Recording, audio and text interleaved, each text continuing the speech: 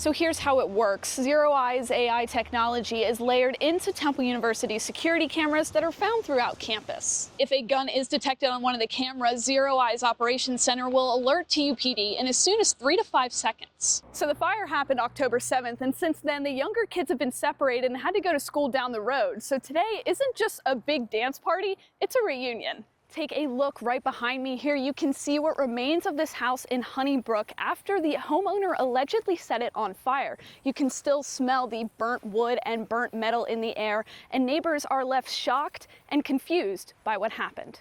It's quiet right now at this school, but by tomorrow it will be a busy day and voters will line up down the block ready to cast their ballot. I'm Grace Ruffalo, and I'll have more on that coming up. Learning to tango definitely takes some hand-eye coordination, but with enough patience and enough practice, it'll be as easy as 1, 2, 3. For 17 years, Officer Leroy Wimberly has patrolled the streets of Temple University. He loves connecting with the people he serves. I'm working here being able to work with our students, along with the community, helping to build a better, stronger bridge and that gap that we have between the community and the students. I love that. Recently, the number of Temple officers has declined. The police union says 11 officers have left since August. 2 retired, 4 joined Upper Darby, Drexel, Wilmington, and Montgomery Township Police, and 5 joined the Philadelphia Police Department. The loss leaves Temple with about 2/3 of the officers the public safety director would ideally like to see patrolling shifts. Dr. Jennifer Griffin says collaboration is key to managing this situation.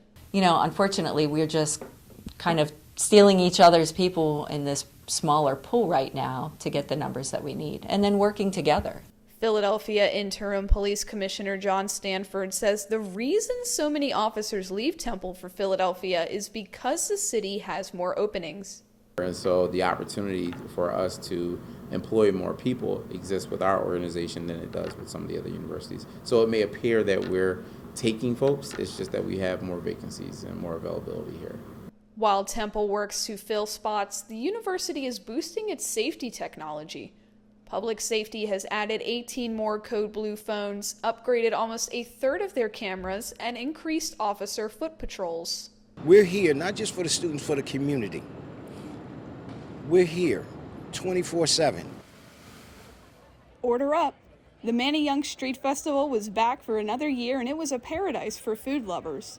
The 1.5-mile-long festival featured more than 70 food trucks, including sushi, crepes, pasta, crab cakes, nachos, and of course, some Philly staples too. This is my first thing because all of the lines are really long. It's some cheesesteak fries, which are pretty good, nice and greasy and cheesy. This year marks the festival's 12th year as the neighborhood celebrates its 200th anniversary. For locals like Spencer Ballant, the street festival is something to look forward to each year. I live about a street away, so this is my home. I love it here. I love seeing people here. You know, the small businesses, supporting the small businesses, it's always great. So just love everything about it.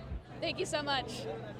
Tuxedo is just one of dozens of vendors here along Main Street, and it's safe to say that this is not the first taco that they've served today. According to the Manny Young Development Corporation, this year's festival had a record-breaking number of attendees, with tens of thousands of people coming out to the event. On top of food trucks, attendees could visit local vendors, restaurants, and jam out to some live music from local artists.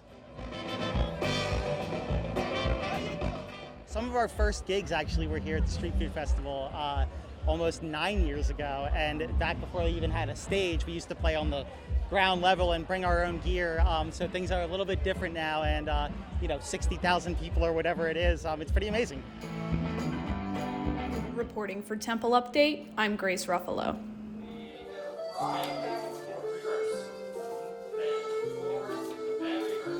Rhett and Peggy have been sharing their love for dance with the Delaware County community for 25 years now.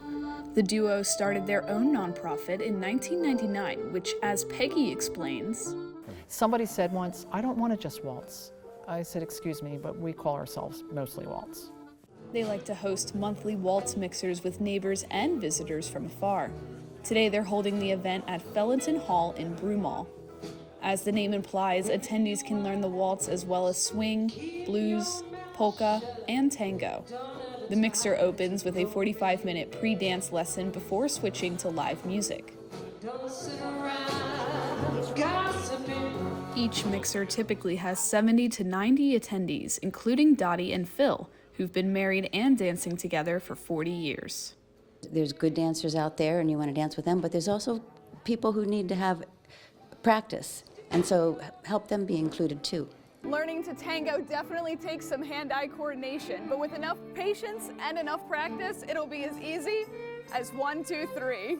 I really love it as far as the emotionally. It always brings the mood up. I come here once a month to do mostly waltz, and I always have a great time. What first got me into dancing was a divorce and a recognition that I really needed to get back out into the world socially. My parents are musicians, and when I was a baby I would sleep backstage, and then as soon as I could walk I'd be out dancing. The pandemic made class numbers drop, but that's not what it's about for Peggy and Rhett, who say they won't stop encouraging people of all ages to keep dancing. Reporting for The Temp, I'm Grace Ruffalo.